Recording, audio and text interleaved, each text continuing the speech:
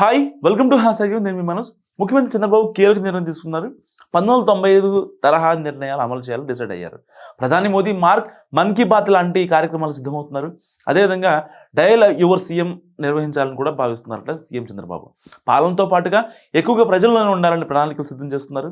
జమిలీ ఎన్నికల ప్రచారం వేళ రాజకీయంగా పట్టు కొనసాగించేలా వ్యూహాలు రచిస్తున్నారు. సంక్రాంతి నుంచి చంద్రబాబు తన రూటు మార్చేందుకు సిద్ధమయ్యారు. ముఖ్యమంత్రి చంద్రబాబు ఇక ప్రజలతో మమేకం కావాలని భావిస్తున్నారట. ఇందుకోసం కొత్త కార్యక్రమాలను రూపకల్పన చేస్తున్నారు.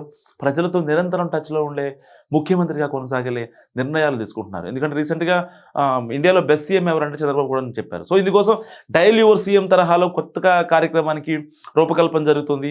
జనవరిలో జన్మభూమి 2 కూడా ప్రారంభిస్తున్నారు. ఇదే విధంగా సంక్రాంతికి సూపర్ 6లో మరో పథకం ప్రారంభం దిశగా కసరత్తు చేస్తున్నారు.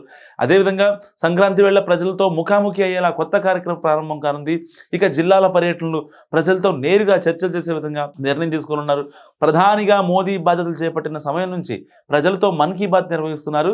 సో దేశవ్యాప్తంగా అన్ని రంగాల ప్రజలతో మాట్లాడుతున్నారు. ఈ కార్యక్రమానికి మంచి గుర్తింపు వచ్చింది. సో ఇప్పుడు అదే తరహాలో చంద్రబాబు కూడా ముందుకు వెళ్ళాలని డిసైడ్ అయ్యారట. తాజాగా అసెంబ్లీ సమావేశాలు 150 రోజుల పాలన పైన ప్రసంగించిన చంద్రబాబు ఇక ప్రజల్లోనే ఉందామంటూ కూడా ఆయన పిలుపునిచ్చారు. సో దానికి తగ్గట్టుగానే ఆయన వ్యూహ రచన చేస్తున్నారు. ఎందుకంటే 2019లో అధికారాన్ని కోల్పోయిన తర్వాత ఆయన ఎంతో మనస్తాపానికి గురయ్యారు. ప్రజలకి టైం ఇవ్వాలని చెప్పి సో గ్రామాల్లో స్వయంగా పర్యటిస్తానని ప్రకటించారు. అభివృద్ధి, సంక్షేమం, సుపరిపాలన ద్వారా ఎన్డీఏ ప్రభుత్వం ప్రజలకు భరోసా ఇచ్చే విధంగా పాలన కొనసాగిస్తామని కూడా ఆయన హామీ ఇచ్చారు. 2018 to 2019 కాలంలో పూర్తిగా పాలనాపరమైన అంశాలపైనే ఫోకస్ చేయడంతో ఆ తర్వాత 2019 ఎన్నికల్లో నష్టపోయామని, అటువంటి పొరపాట్లు మరోసారి లేకుండా జాగ్రత్తలు తీసుకోవాలని కూడా భావిస్తున్నారు ఆయన. ఇందుకోసం ప్రభుత్వం, పార్టీ మధ్య సమన్వయ వ్యవస్థను ఏర్పాటు చేసే దిశగా కసరత్తు జరుగుతుంది. అటు కేంద్రంలో జమిలీ ఎన్నికల దిశగా వేగంగా అడుగులు వేస్తున్నారు.